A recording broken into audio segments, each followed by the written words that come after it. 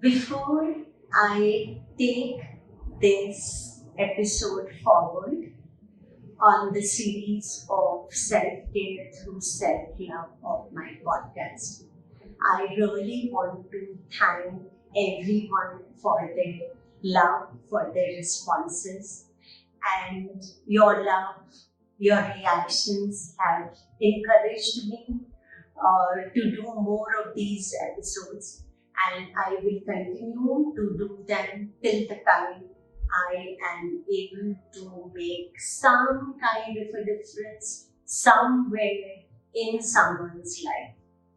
As I had said before, also, the idea of doing my podcast is not to teach anybody anything. My whole idea to do this podcast is just to share my own experiences, and I would really expect that most of these experiences you will be able to relate to.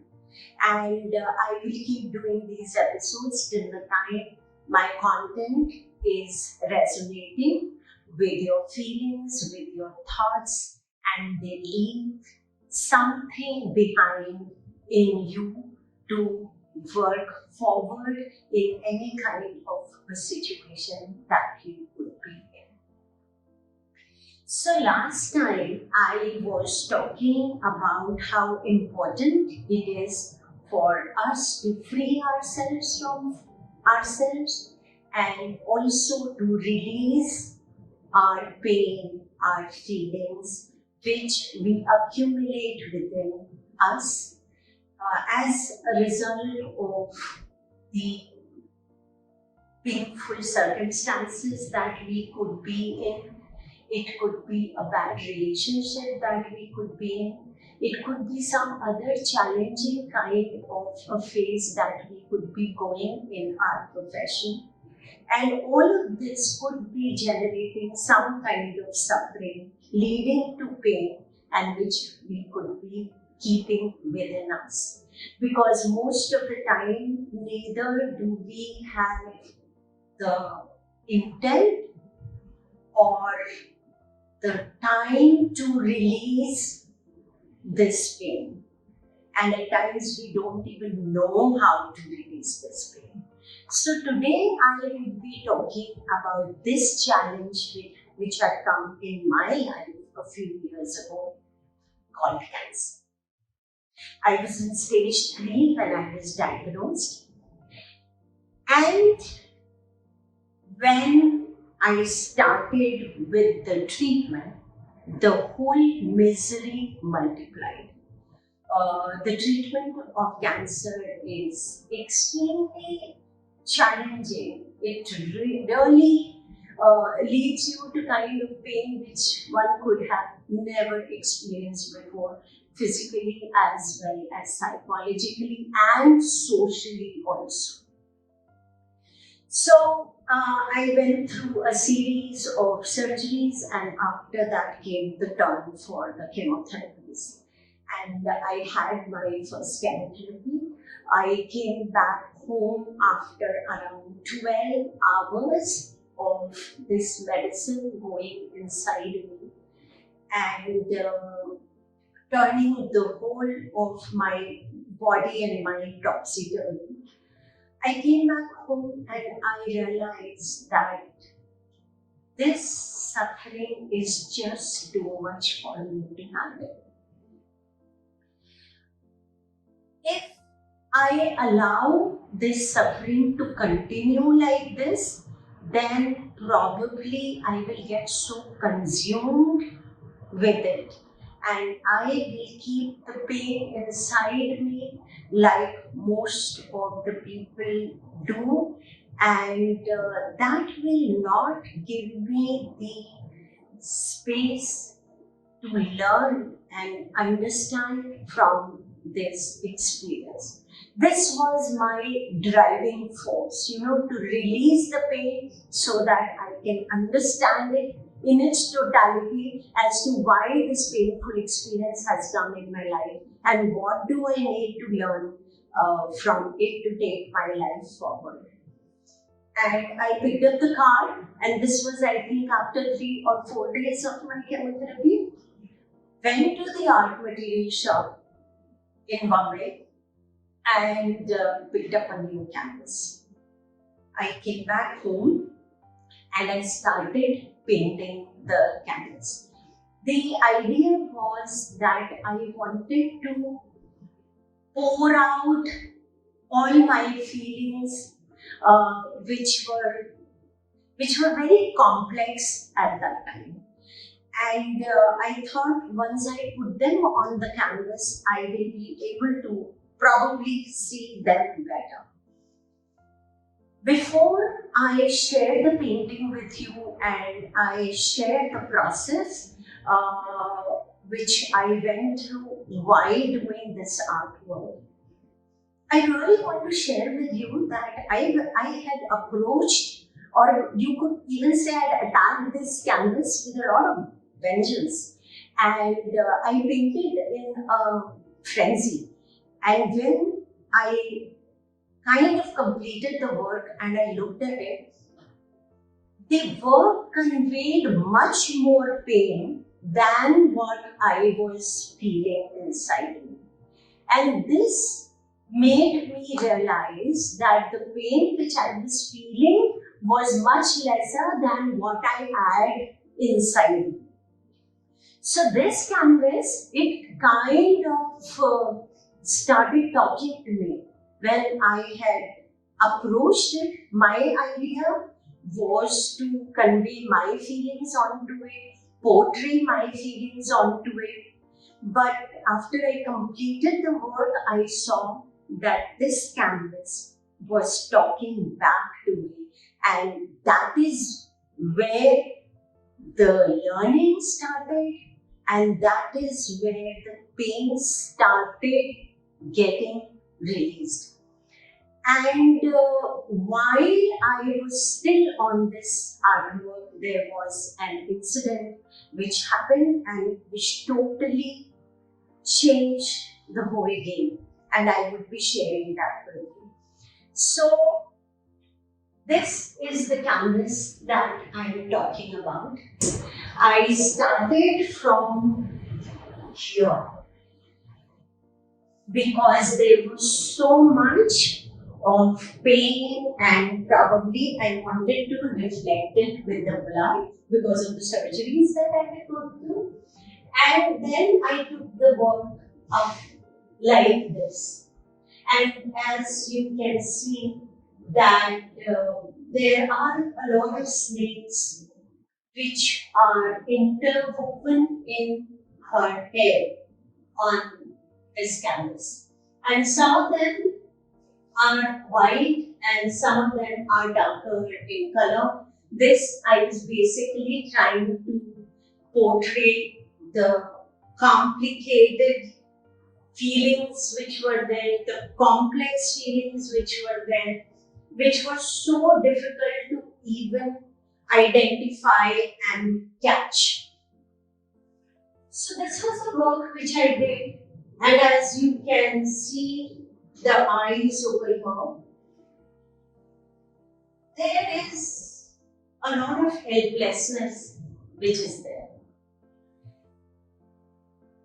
And this helplessness was bothering me. And during this time only, I went to the hospital. I went to my doctor, and he told me that he is going for a round in the children's ward and I could come along. I went with him to the children's ward, and what I found was that there was a small girl of 2 to 3 years old who was sitting on one of the beds, and she was crying, and she was crying badly. She was almost howling. So I asked the doctor, why is she crying so badly? And the doctor told me that this baby, she had a malignant tumor in her brain. And when the chemotherapy was given for as a treatment, she lost her vision. So the girl is now not able to understand what has happened, why I'm not able to see, and that is why she was crying.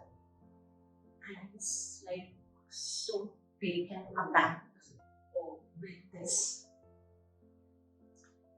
whole incident, that I was still figuring out how to deal with it, what to say.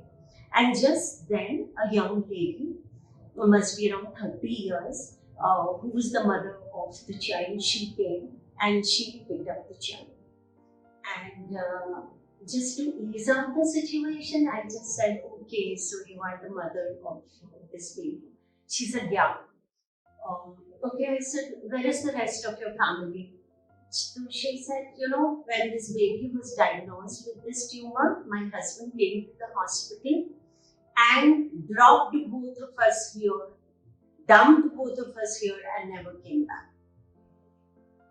And nor did the rest of the family. And I thought, what just happened?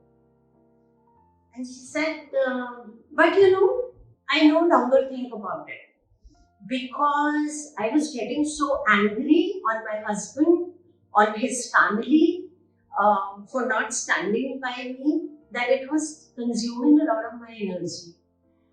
And I know that right now, all my energy, all my time has to go to this baby so that I am able to cure this baby.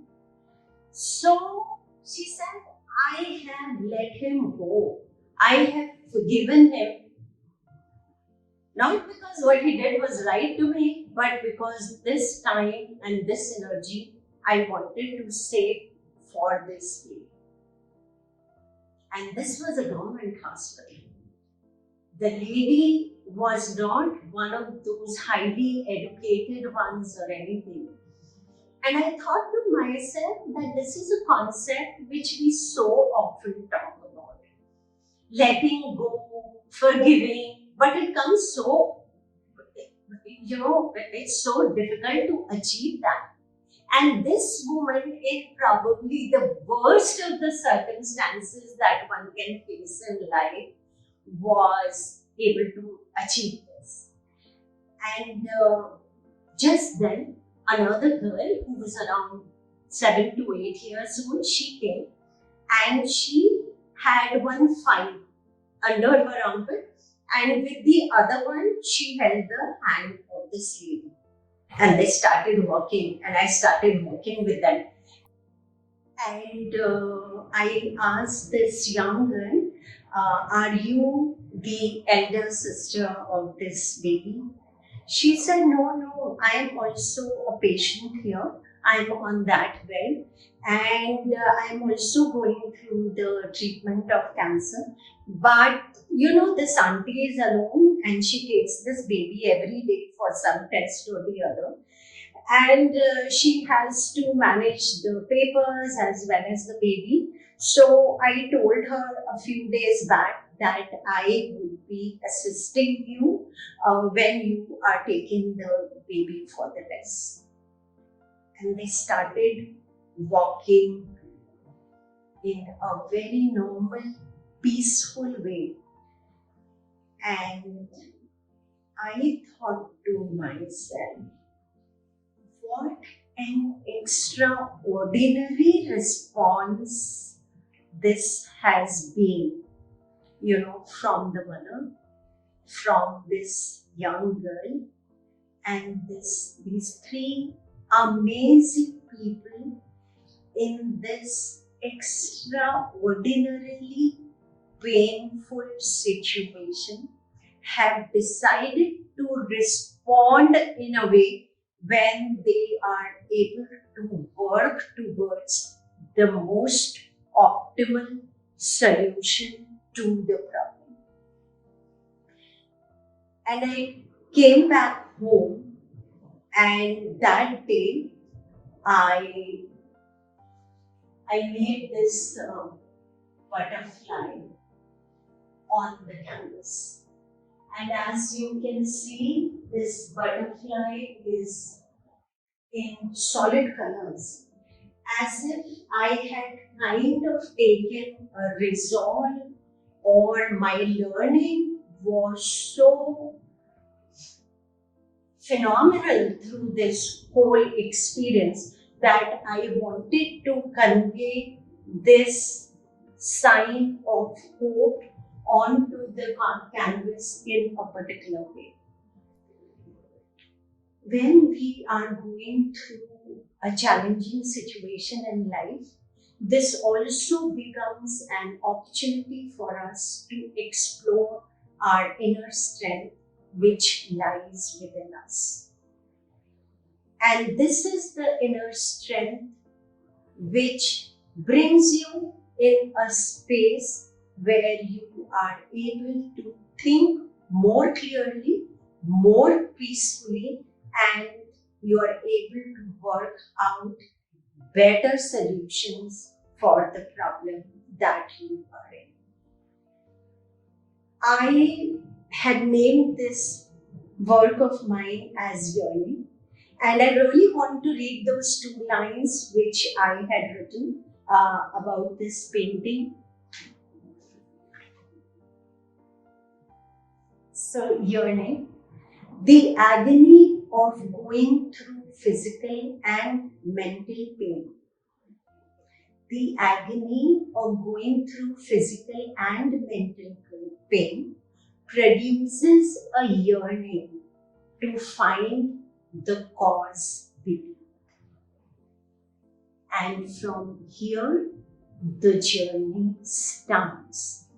From here, the journey starts to locate the pain points, understand the accumulated pain and misery which is there within us, and learn ways and give time to ourselves to release this pain.